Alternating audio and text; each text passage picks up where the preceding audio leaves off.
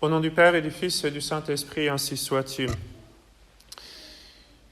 Pour bien passer cette fête du Sacré-Cœur, je voulais tout simplement ce matin vous relire certaines des promesses et des paroles de notre Seigneur à Sainte Marguerite-Marie Alacoque pour bien se rappeler dans quel esprit est-ce que notre Seigneur avait demandé que soit instituée cette fête du Sacré-Cœur. Et puis ensuite, eh bien, je vous donnerai un petit exemple qui nous inspire, qui doit nous inspirer la confiance dans la dévotion au Sacré-Cœur. Sainte Marguerite-Marie Alacoque, vous le savez, était de l'ordre de la Visitation. C'était un ordre qui avait été fondé par saint François de Sales avec sainte Jeanne de Chantal en 1610. Et déjà, saint François de Sales avait dit, avant même les apparitions de Paray-le-Monial, il avait recommandé à ses religieuses la dévotion au Sacré-Cœur, et il avait dit, entre autres, « Les religieuses de cet ordre, à cause de leur dévotion particulière à l'égard du Sacré-Cœur, mériteront le nom de filles du cœur de Jésus, à la condition qu'elles apprennent à connaître, d'après les indications de leurs règles, les deux vertus spéciales du cœur de Jésus, la douceur et l'humilité, et qu'elles s'efforcent de les pratiquer dans toutes leurs œuvres. » Et donc, un peu plus de 50 ans plus tard, vont se réaliser d'une façon sans doute inattendue même pour saint François de Sales, cette recommandation et cette sorte de prophétie par laquelle les filles, les sœurs de la Visitation deviendront vraiment les filles du cœur de Jésus. Et donc, à Paray-le-Monial, sainte Marguerite-Marie Alacoque reçoit un certain nombre de révélations du Sacré-Cœur. Je vais vous en décrire quelques-unes. Une année, en 1674, un jour, alors qu'elle a obtenu la permission de rester un peu plus longtemps, prier devant le Saint-Sacrement, elle se sent tout à coup prise d'une façon toute particulière de la présence de Dieu. Elle est hors d'elle-même. C'est notre Seigneur qui remplit son âme d'une ferveur extraordinaire, qui va être si forte que après, sainte Marguerite-Marie Alacoque ne sera plus capable de parler et même elle pourra à peine manger pendant plusieurs jours, tellement elle était encore toute prise de cette apparition. Et elle raconte ce qui suit. « Mon souverain Seigneur et Maître me laissa longtemps reposer sur sa poitrine divine, où il me dévoila les merveilles de son amour et les mystères insondables de son très saint cœur qu'il m'avait caché jusque-là. Il m'ouvrit pour la première fois ce cœur divin d'une manière si réelle et si sensible que je ne pouvais plus douter de la réalité de cette grâce, malgré la crainte constante que j'éprouvais de pouvoir me tromper sur ce que je voyais de ces choses. Voici comment les choses se sont passées, d'après ce que je pense. Jésus me parla ainsi. « Mon cœur est rempli d'amour pour les hommes et pour toi en particulier. Il ne peut plus contenir les flammes de cet ardent amour, et il doit par toi les répandre et les faire connaître aux hommes, pour les enrichir des trésors qu'ils renferment. Je te découvre la grande valeur de ces trésors. Ils contiennent des grâces de sanctification et de salut pour les tirer de l'abîme de perdition. Je t'ai choisi, malgré ton indignité et ton ignorance, pour la réalisation de ce grand dessein, afin que l'on voie clairement que c'est par moi que tout cela se fait. » Donc, notre Seigneur lui annonce pour la première fois ce choix tout particulier qu'il a fait d'elle pour l'institution de la fête envers le cœur de Jésus et pour répandre la dévotion au Sacré-Cœur, tout comme il avait choisi des siècles auparavant sainte Julienne de Liège pour l'institution de la fête Dieu. Et donc, comme je l'ai dit, sainte Marguerite-Marie était vraiment prise par cette grâce extraordinaire, cette faveur qu'elle avait eue.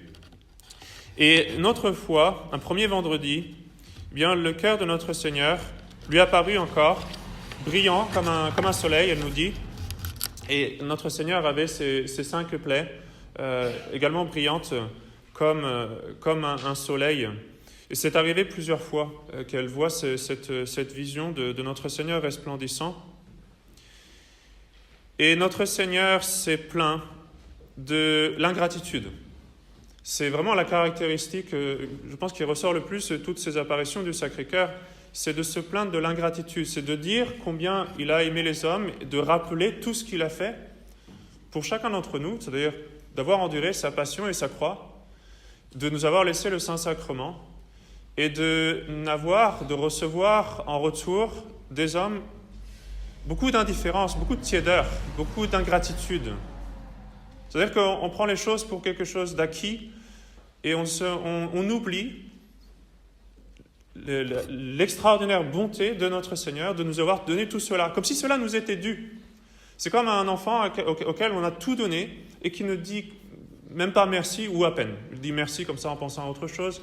Il prend cela comme quelque chose qui lui est dû. C'est de cela particulièrement dont notre Seigneur s'est plaint. C'est l'ingratitude. L'ingratitude. De faire que peu de cas de tout ce qu'a fait notre Seigneur pour nous. Le jour de la fête de Saint Jean, en 1674, notre Seigneur lui donne encore une grâce toute particulière de compréhension, de connaissance de cet amour du Sacré-Cœur, en se plaignant, là encore, de l'ingratitude, et il lui présente son cœur couronné d'épines, avec au-dessus une croix, comme on représente communément le Sacré-Cœur de notre Seigneur. Et la raison pour laquelle notre Seigneur a voulu être représenté ainsi, il l'explique à Sainte Marguerite Marie, c'est justement pour rappeler que c'est l'amour du Sacré-Cœur qui lui a fait porter la couronne d'épines et mourir sur la croix. Et donc, notre Seigneur demande à Sainte Marguerite Marie de faire connaître son cœur, de répandre la dévotion au Sacré-Cœur. Et puis ensuite, en 1675, pendant l'octave de la fête Dieu, pendant l'octave du Saint-Sacrement, il y a cette apparition la plus célèbre, où notre Seigneur va lui dire ce qui suit. Voilà ce cœur qui a tant aimé les hommes, qui n'a rien épargné, et qui s'est dépensé et épuisé complètement pour leur manifester son amour. En retour, je ne reçois de la plupart que de l'ingratitude, par le mépris, l'irrévérence et la froideur qu'ils me témoignent dans le sacrement de mon amour. Ce qui m'est encore plus douloureux, c'est que des cœurs qui me sont consacrés me traitent ainsi. C'est pour cela que je veux que, le premier vendredi après l'octave du Saint-Sacrement, une fête particulière soit instituée pour honorer mon cœur. Ce jour-là, on recevra la Sainte Communion pour réparer les mauvais traitements qui me sont infligés pendant le temps où je suis exposé sur les autels. Et en même temps, on me fera une amende honorable.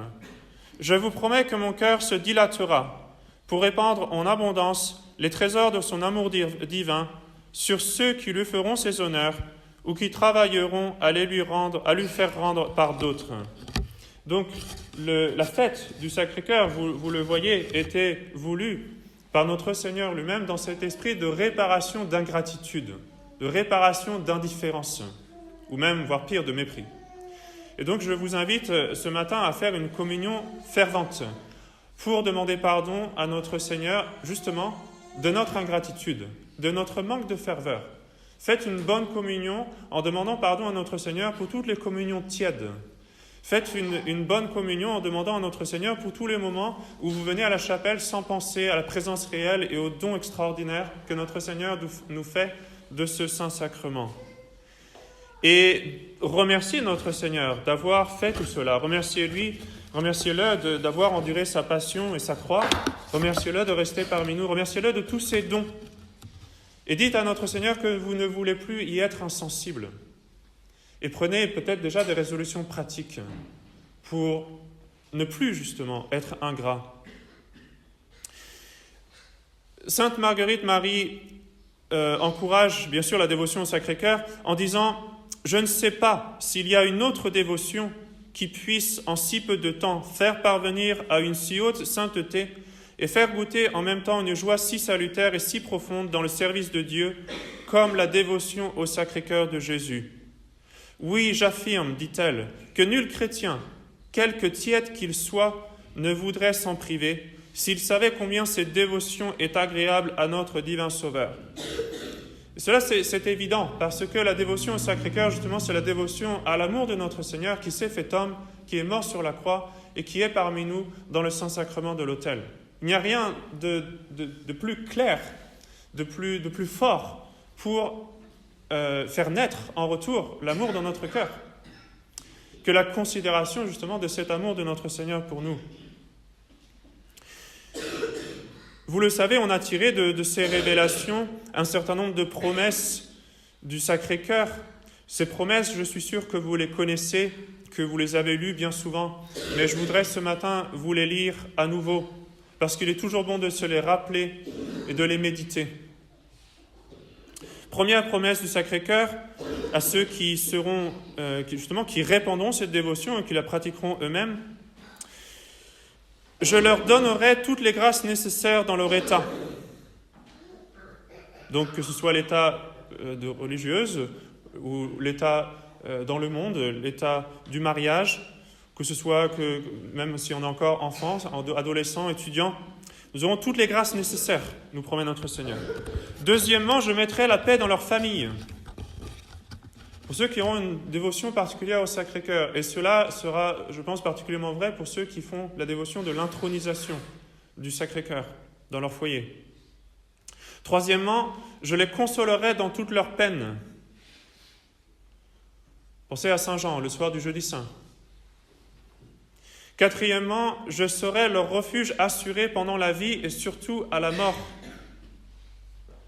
La dévotion au Sacré-Cœur nous donne la paix non seulement à l'extérieur, mais aussi à l'intérieur de notre âme. Cinquièmement, je répandrai d'abondantes bénédictions sur toutes leurs entreprises. Tout ce qui est fait pour l'amour de notre Seigneur, évidemment, est béni. Sixièmement, les pécheurs trouveront dans mon cœur la source et l'océan infini de la miséricorde. Si vous avez le malheur d'être dans le péché, ne pensez pas que le Sacré-Cœur de notre Seigneur veut que vous partiez bouder dans votre coin.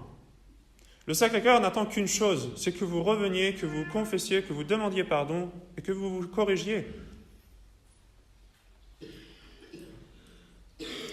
Septièmement, les âmes tièdes deviendront ferventes. Si vous avez du mal à vous défaire de la tiédeur, embrassez la dévotion au Sacré-Cœur. Huitièmement, les âmes ferventes s'élèveront à une grande perfection. Neuvièmement, je bénirai les maisons où l'image de mon cœur sera exposée et honorée. Je vous encourage à l'intronisation du Sacré-Cœur. Dixièmement, aux prêtres, j'accorderai la grâce de toucher les cœurs les plus endurcis.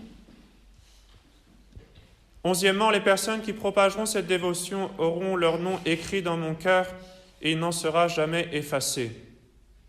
Ce sont des promesses vraiment extraordinaires que notre Seigneur nous a faites et que nous devons toujours garder à l'esprit pour nous encourager, justement, la dévotion au Sacré-Cœur.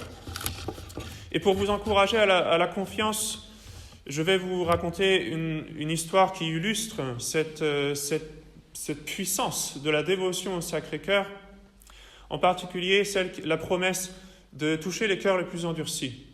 C'est une histoire qui nous est rapportée par un prêtre qui justement avait affaire à un moribond, un mourant, qui ne voulait pas se convertir. C'était un mourant qui avait vécu de longues années sans recevoir les sacrements, qui par surcroît s'était marié à une protestante et dont les enfants n'étaient pas éduqués dans la religion catholique. Donc, du point de vue humain, il était vraiment dans le pétrin, c'est-à-dire dans une situation vraiment difficile à régler. C'était un jeune homme, il avait environ 30 ans, et il était atteint de la phtisie. Sa respiration devenait de plus en plus difficile. Il était couché, tout baigné de sueur, son visage extrêmement pâle. Et une pieuse dame avait alerté le prêtre sur la condition de ce pauvre homme, en l'avertissant que cependant cet homme ne voulait surtout pas voir le prêtre. Alors le prêtre est allé quand même. Et il a vu cet homme dans ce triste état. Et il a vu que cet homme aussi était tourmenté, visiblement. Il était inquiet, il le voyait triste. Il avait 30 ans et il était sur le point de mourir, évidemment. Et dans cette situation-là, il n'y avait pas beaucoup de raisons de se réjouir. Et en voyant le prêtre entrer, cet homme s'était tout de suite retourné sur son lit pour tourner le dos au prêtre. Et alors le prêtre commence d'abord par s'enquérir de son état de santé. C'est à peine si le malade lui répond « oui »,« non ». Il ne veut pas lui parler. Et le bon prêtre lui l'exhorte, évidemment, à bien mourir et lui dit, entre autres, la paix qu'il aurait dans son cœur s'il pouvait régler les choses avec le bon Dieu, la paix au moins de mourir dans la paix, dans l'amour de Dieu. Et comme il insiste un petit peu, le malade finit par répondre très clairement « Je ne veux pas.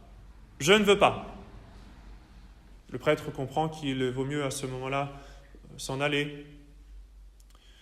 Il parlait à un sourd. Il n'ose pas insister davantage. Il quitte la maison.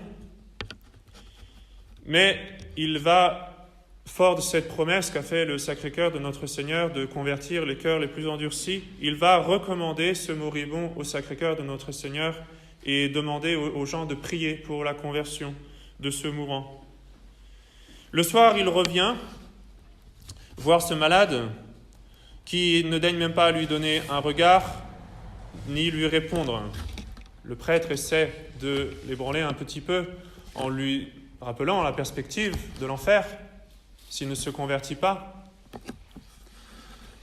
de l'éternité, du jugement de Dieu auquel il ne pourra pas échapper, et au contraire du bonheur qui l'attend si facilement.